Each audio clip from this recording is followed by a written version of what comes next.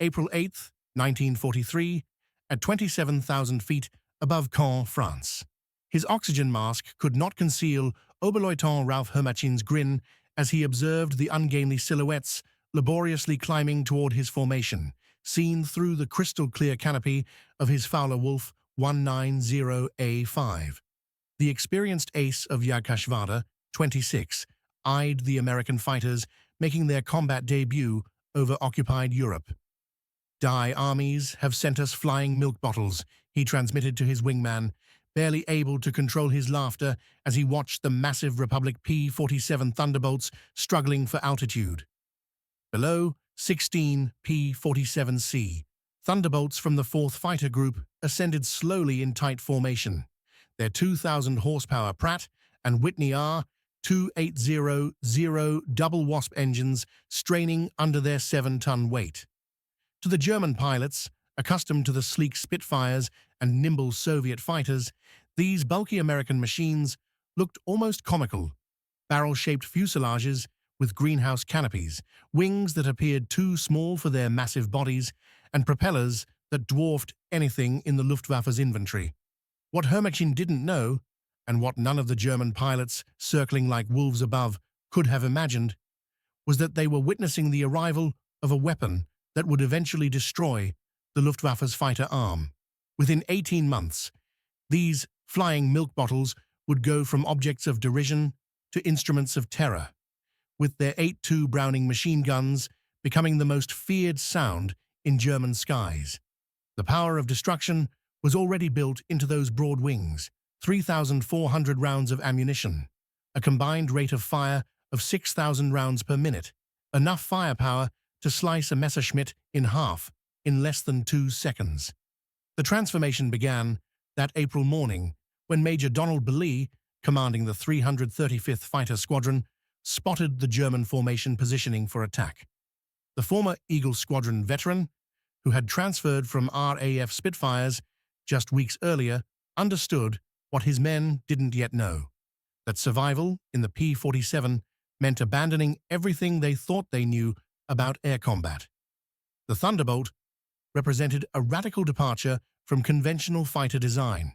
While the Germans had pursued lightweight interceptors optimized for climb and turn performance, Republic Aviation had designed something unprecedented, a high-altitude juggernaut that used mass, power, and firepower to change the rules of aerial warfare.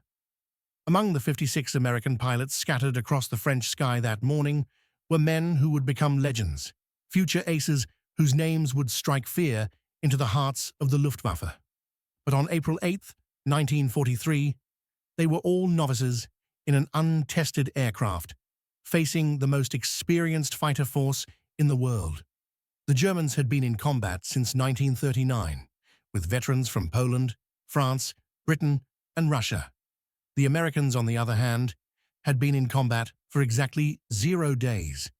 This story is about how industrial logic triumphed over tactical brilliance, how quantity and quality combined to form overwhelming superiority, and how the German pilots' laughter turned to terror as they discovered what synchronized Browning machine guns could do to an aircraft at 400 yards. The Republic P-47 Thunderbolt had emerged from a panic in June 1940. As German fighters swept across France, Alexander Kartveli, Republic Aviation's Georgian-born chief designer, received urgent specifications from the U.S. Army Air Force.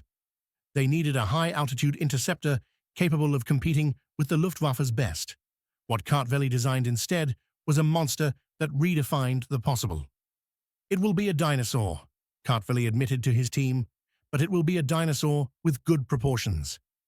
The XP-47B prototype, which first flew on May 6, 1941, shocked everyone who saw it. At 9,900 pounds empty, it weighed 65% more than its predecessor, the P-43 Lancer. The massive turbo supercharger system, with its complex ducting running through the rear fuselage, gave the aircraft an almost pregnant appearance. Test pilots, approaching it for the first time, all asked the same question. "This thing actually flies?" Not only did it fly, but it flew like nothing else at altitude. The Pratt and Whitney R2800 double Wasp engine, an 18-cylinder radial engine producing 2,000 horsepower, could maintain full power at 27,000 feet, where German fighters were gasping for air. The turbo supercharger, powered by exhaust gases, delivered sea-level performance in the stratosphere, where conventional superchargers couldn't work. Major Hubert Zikar, commanding the 56th Fighter Group at Bridgeport, Connecticut, initially despised the aircraft. His unit lost 18 pilots and 41 aircraft in training accidents between September 1942 and January 1943. The P-47 claimed more American lives in training than Germans would in the first months of combat. It would ground loop on landing, torque roll on takeoff, and dive so violently that pilots discovered compressibility, with their controls freezing as shock waves formed on the wings. But those who mastered it discovered something extraordinary. Lieutenant Robert Johnson, a farm boy from Oklahoma, who would later become one of America's top aces with 27 victories, described his first flight. It was like strapping yourself to a locomotive. The power was unbelievable. You didn't fly it, you aimed it. The first combat encounters in April and May 1943 confirmed every German prejudice. The P-47s couldn't turn with the Fowler-Wolf 190s, couldn't climb with the Messerschmitt 109s, and couldn't match their nimble handling at medium altitudes. Luftwaffe pilots quickly devised tactics to exploit these weaknesses, attacking from below where the heavy Thunderbolts struggled and forcing turning fights where agility mattered more than firepower. Hutchman Isef Pips Priller, commanding officer of Yakashvada 26, reported to headquarters after his first encounter. The new American fighter is meat for the slaughter. It flies like a truck, turns like a freight train, and climbs like a pregnant cow. Our boys are calling them Indiana, fat targets pretending to be warriors. The statistics seem to confirm the German confidence. In their first month of operations, the American fighter groups lost 14 Thunderbolts for only 3 confirmed German kills. The RAF, observing from their Spitfire squadrons, quietly suggested that the Americans might reconsider their choice of aircraft.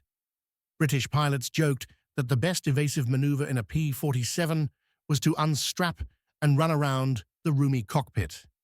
But something unusual was happening in those early encounters that German intelligence failed to notice. The P-47s that were shot down had absorbed incredible amounts of punishment before falling. One aircraft returned from a May 4th mission with 21 cannon holes and over 100 machine gun strikes, damage that would have destroyed a Messerschmitt or Spitfire. The massive radial engine, lacking vulnerable coolant systems, shrugged off hits that would have stopped a liquid-cooled fighter cold.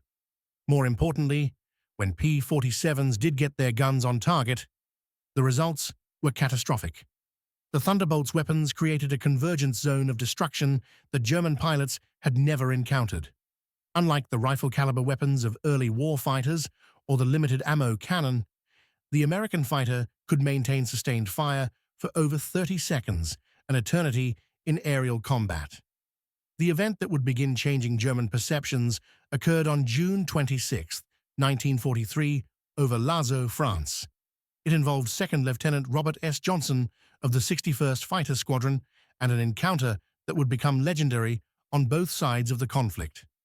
Johnson's formation of 48 P-47s was returning from escort duty when they were ambushed by 16 Fowler-Wolf 190 from Tuagas 26, led by Headman Wilhelm Ferdinand Galland, younger brother of the famous Adolf Galland. The Germans launched a perfect attack, diving from the sun with an overwhelming speed advantage. Johnson's Thunderbolt, flying at the rear of the formation, was caught in the crossfire of multiple attackers, taking catastrophic damage in the first moments of combat. 2,120mm cannon shells exploded across his aircraft. The canopy shattered, hydraulic fluid sprayed into the cockpit, the engine cowling was torn away, and fire erupted behind the instrument panel. Johnson, wounded in the nose and leg by shrapnel and bullet fragments, tried to bail out, but the canopy was jammed. A 20mm shell had exploded in the canopy track, welding it shut. He was trapped in a dying aircraft at 27,000 feet. What happened next defied every assumption about combat damage tolerance. Despite having no forward visibility through the oil-covered windscreen, a barely functioning engine that shook violently, and controls that responded intermittently, Johnson managed to level the aircraft and direct it toward England. The P-47 continued flying with damage that would have reduced any other fighter to debris. Then it got worse. A lone Focke-Wulf 190, flown by an unknown pilot from 2/JG-26, discovered the crippled Thunderbolt limping toward the Channel at less than 170 miles per hour. Historical research has never definitively identified this pilot, though several names have been suggested based on German combat reports from that day. What followed was one of the most extraordinary encounters in aerial warfare history. The German pilot positioned himself behind Johnson's P-47 and opened fire with his 420mm cannon and two 13mm machine guns. Johnson, unable to evade, could only huddle behind his armor plate and pray. The Thunderbolt absorbed the entire cannon ammunition load. The German pilot then repositioned and fired again, this time with only his machine guns. Exhausted of cannon ammunition, the German pilot pulled alongside, staring in disbelief at the wrecked Thunderbolt. Johnson could see his face clearly, young, blonde, and his expression shifting from confidence to confusion to fear. The German pilot repositioned, emptied his remaining machine gun ammo into the Thunderbolt, yet the plane kept flying. The German then pulled alongside again, shook his head in apparent disbelief, gave a salute, and peeled away, likely out of ammunition. Johnson's P-47 finally landed at Manston, with the engine failing as it touched down. The crew chief stopped counting bullet holes after reaching 200. One cannon shell had exploded just inches from Johnson's head, another detonated against the armor plate behind his seat. The engine had been hit directly. The control cables were partially severed. 3 of the 4 main longerons, the structural backbone of the fuselage, had been shot through. Yet the aircraft had brought him home. The survival of Johnson's aircraft sent shockwaves through both air forces. American engineers studying the wreckage realized they had underestimated their own creation. German intelligence, upon receiving combat reports from the 2nd Section of Jägerschwader 26, initially refused to believe it. No aircraft could take that much punishment, but testimony from several pilots confirmed the impossible.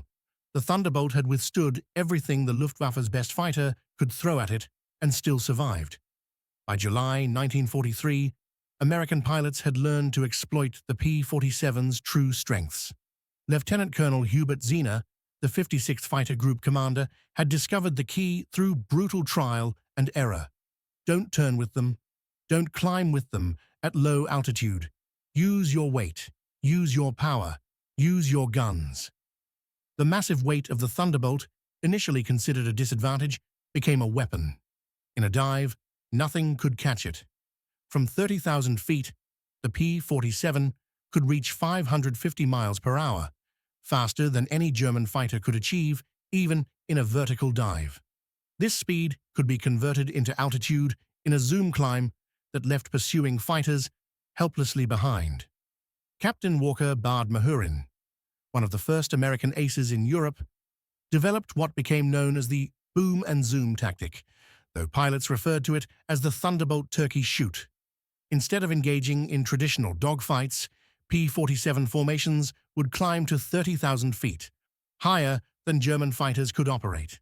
When Luftwaffe fighters appeared below, the Thunderbolts would roll, inverted, and dive, reaching speeds that made deflection shooting impossible for the defending Germans. At the bottom of these dives, the American heavy machine guns would speak. German pilots who survived described it as facing a wall of lead. The combined firepower created an impenetrable zone of destruction. Aircraft caught in this zone didn't just fall, they disintegrated. The concentrated firepower of the P-47s tore through enemy fighters with such intensity that in mere moments they would break apart. The result was instantaneous and devastating, a violent explosion of metal, fire, and debris. The Thunderbolt's guns created a deadly zone of destruction, ensuring that no aircraft caught within it had a chance to escape. This was the moment when the true power of the American heavy fighter was revealed to the Luftwaffe. It wasn't just the sheer size of the P-47 that set it apart. It was the relentless, unyielding force of its weaponry. For the Germans, it became a nightmare, one they couldn't outrun or outmaneuver. The Thunderbolt's guns didn't fire in short bursts like the German cannons. Instead, they unleashed streams of fire that were nearly impossible to avoid. As more P-47s joined the fray, the Luftwaffe pilots quickly realized that their tactical advantages, such as agility and speed, were irrelevant in a dogfight against such overwhelming firepower. The Thunderbolt's advantage wasn't just in its strength, but in its ability to maintain that strength over long durations of combat. Pilots could unload an endless hail of rounds without worrying about running out of ammunition in the heat of battle. The crucial shift came on August 17, 1943, during the dual raid on Schwäbisch Hall and Regensburg, which marked the deepest penetration into Germany attempted by Allied bombers up to that point. This mission, part of a broader campaign aimed at crippling German infrastructure, would highlight both the strengths and the weaknesses of the Thunderbolt. Major David Schilling, leading the 62nd Fighter Squadron, encountered a formation of Messerschmitt Bf-110 fighter bombers positioned to attack the B-17 bombers. These German destroyers, heavily armed yet less maneuverable, were considered formidable opponents. Schilling's flight of Thunderbolts, attacking from 28,000 feet, executed a dive that was described as nothing short of terrifying. One of the German gunners, Heinrich Roth, who survived the attack, later recalled in a post-war interview, "The American fighters came down like hammers from heaven. I opened fire at 800 meters. Good hits. I saw them strike the fighter's wing, but the P-47 didn't even flinch. Then they fired. The aircraft ahead of us simply came apart. Not just shot down, it was destroyed. The wings separated from the fuselage, the tail severed, the crew compartment shredded into metal confetti. In 2 seconds, a Bf-110 became nothing. 8 of the German twin-engine fighters were destroyed in less than a minute.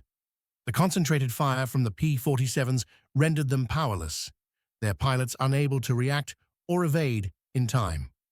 It was a striking example of the overwhelming firepower that the Thunderbolts could bring to bear. At the heart of the P-47's effectiveness was its weapons system. Each Thunderbolt carried a staggering 3,400 rounds of ammunition, split across 8.50 caliber M2 Browning machine guns.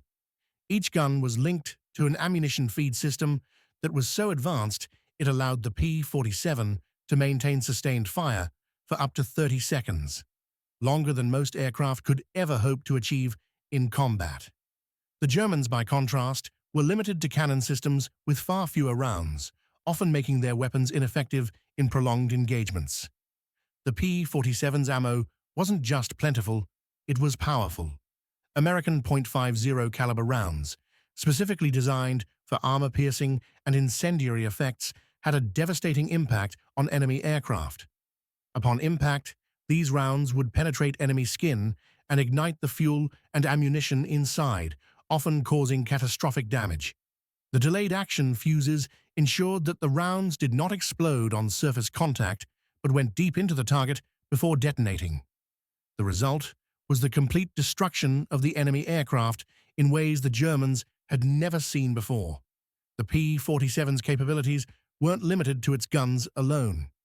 With its turbocharged radial engine, it could reach speeds of 550 miles per hour in a dive, easily outrunning any German aircraft in pursuit. When a Thunderbolt reached the top of a zoom climb, the German fighters were helpless. The P-47 would dive, unleash its massive firepower, and then climb again, leaving the enemy scrambling to catch up, but always falling short. As the Americans continued to learn how to exploit the P-47's advantages, they developed the boom and zoom tactic. Instead of engaging in the close, tight turns that had been the hallmark of dogfighting tactics, P-47 pilots would climb to higher altitudes, often beyond the reach of German fighters, and wait for targets to appear below them. When the enemy entered the kill zone, the Thunderbolts would dive with terrifying speed, delivering their punishing payload before pulling back up and repeating the process. The Luftwaffe's response was to focus on attacking the bombers directly, hoping to overwhelm the American escorts. However, the presence of Thunderbolts above the bombers proved to be a lethal deterrent. Any German fighter that attempted to break through the P-47 formation was met with overwhelming firepower, and the results were swift and deadly. Pilots who had once confidently believed in their own superior skills found themselves in a new and terrifying reality. They were outgunned and outclassed in every encounter with the Thunderbolts. The American P-47s also demonstrated remarkable durability. While the Germans relied on faster, lighter aircraft, the P-47's robust construction allowed it to absorb more punishment. Even when hit, the Thunderbolt could continue fighting, often returning to base with substantial damage. It was a testament to the resilience of the aircraft and the reliability of the engineers who had designed it. Unlike many German fighters, the P-47 was built to survive, to take on enemy fighters and return home, no matter the odds. By the summer of 1944, the Allies had established air superiority over much of Western Europe. The P-47s, which had once been mocked as slow and unwieldy, had proven their worth in every engagement. In fact, they had become one of the most feared aircraft in the skies. The Luftwaffe, which had once laughed at the Thunderbolt, now feared it. The tables had turned, and the skies over Europe belonged to the Americans.